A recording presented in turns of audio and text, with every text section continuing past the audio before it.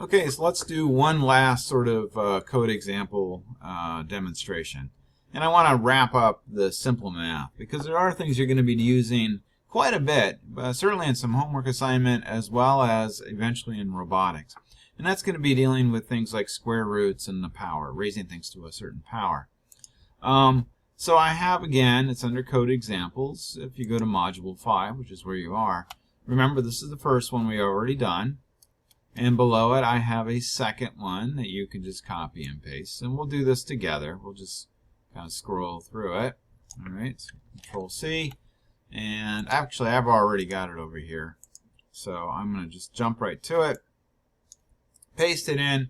Save it. I saved mine as ramp_up1_C because this is the third one we're going to be doing.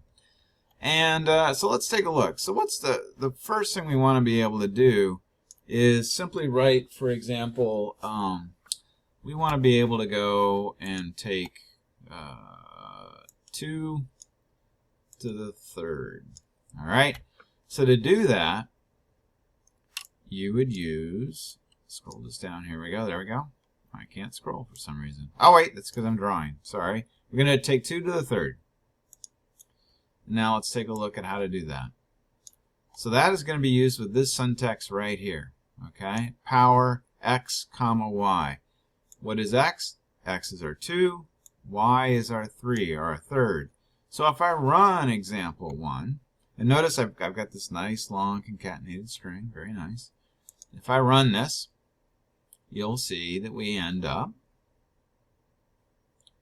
with our reboot, and there it is. 2 raised to the power of 3 is 8.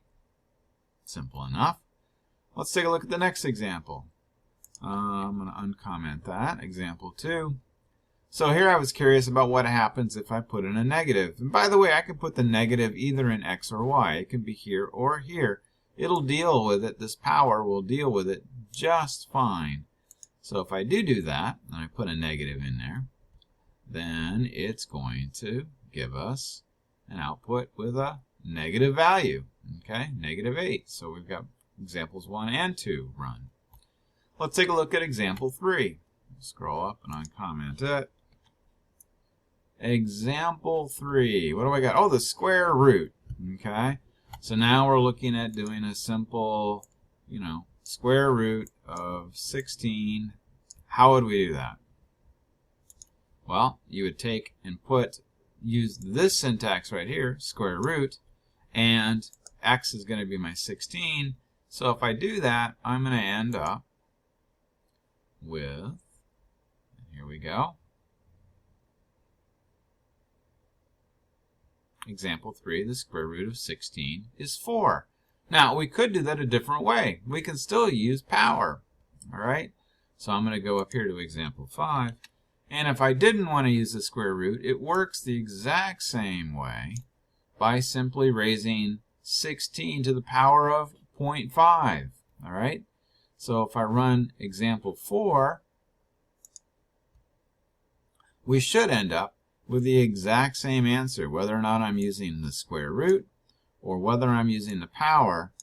All right, I end up with the exact same answer and the correct answer using either one. Another thing I just want to demonstrate is that it's entirely possible, instead of using a decimal value in there or a float, I can actually use a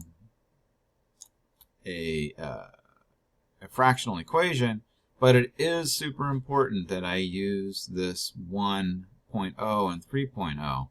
And if I do that, I end up getting exactly what I want, which in this particular case, by the way, was the cube root. So what I had just calculated right there was this. I had 8 and a 3. Okay? So the 1/3, or the 3, went into here, and this is the 8. Watch what happens. I haven't tested this. I'm assuming it's not going to work. Let's see what we get if we do not put in the float.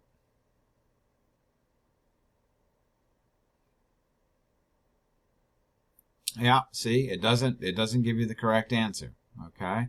So you absolutely positively have to know what you're doing. Do not forget that if you're dealing with floats, if you're dealing with numbers that have decimal places, you have to actually declare them as decimal places, and you have to actually express them with decimal places. If you do not, you will not, either A, it'll error out, or B, you'll simply get the wrong answer. Okay?